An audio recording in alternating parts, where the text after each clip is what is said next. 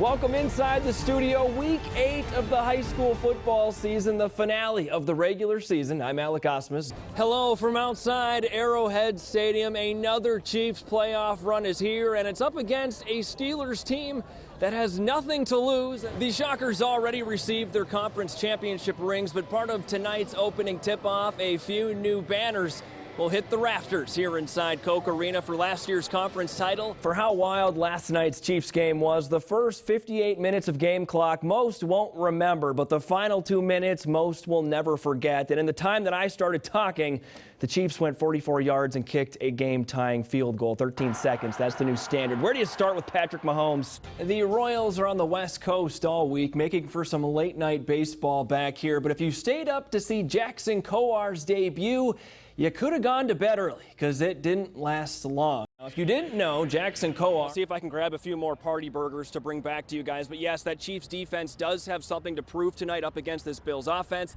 led by Josh Allen. We'll take a look at that matchup coming up in sports. But for now, a growing fan atmosphere. Ever, KSN's Alec Ausmus joins us with details tonight. Alec. Yeah, that's right, Jeff. A big shakeup just 8 games into their inaugural season. The Wind Surge are now without a general manager, and details as to why there was this sudden move made within the front office. But now there are a few ways to beat the heat. Hole 18, for example, does have air-conditioned tents, and right here at hole 17, if you happen to have tickets to be at this hole, you can find some shade in this double-decker grandstand. Today is the first day off for the Chiefs since starting training camp on Wednesday. Tomorrow, that kicks off the start of 5 straight practices until their next day off. But so far, so good in the first week. Can she really hit the ball 100 miles an hour?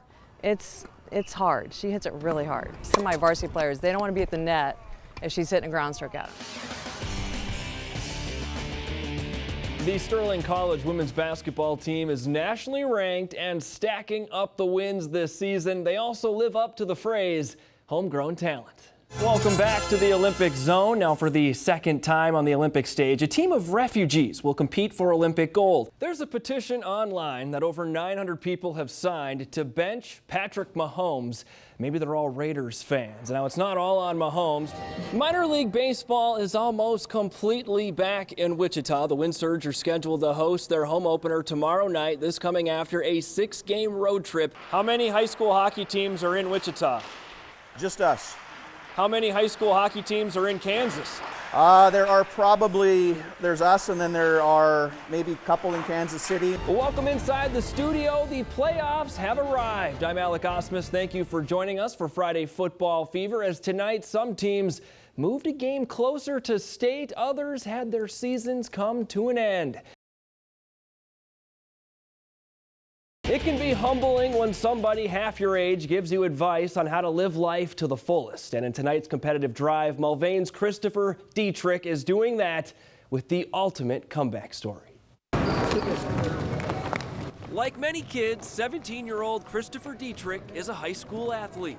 He's on the wrestling team at Mulvane High School. What separates him from his peers is what happened to him 6 months ago. I don't remember the actual accident and like the hospital after, but I remember I had practice that morning, and I was walking to school, and I don't know. While walking to school, Dietrich was struck by a car when he was in a crosswalk near his high school. It knocked him to the ground and sent him to the hospital, where he spent several days in intensive care with bleeding around his brain, a separated shoulder, fractures in his vertebrae and pelvis, and a broken ankle. He doesn't remember any of it until about a week later.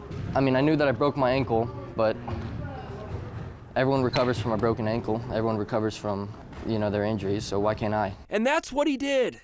From a hospital bed to a wheelchair to back to school, Dietrich was in full comeback mode. He started out in a wheelchair, and then about 2 days later, he's on crutches, and then he's kind of putting his crutches to the side, and he's just walking in his boot. He then returned to the wrestling mat. What started with kettlebell workouts turned into contact and even a real match. Last week, Dietrich competed for the first time since his accident, and he pinned his opponent. Your first match back, you pin your opponent. Did that win mean a little bit more to you? That was one of my, if not my most important match. I went to state. My heartbreak match at state where I went into overtime, my heartbreak match at regionals, this takes the cake.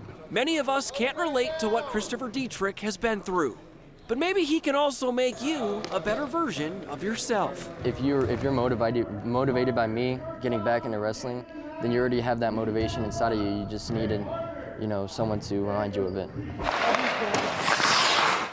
Hockey might not be the most popular sport in Kansas, First guy loops around here, gets a pass. but there's some kids that are making it happen. It's interesting, you always get people walking up to you asking you, oh, do you get in fights? Is it cold?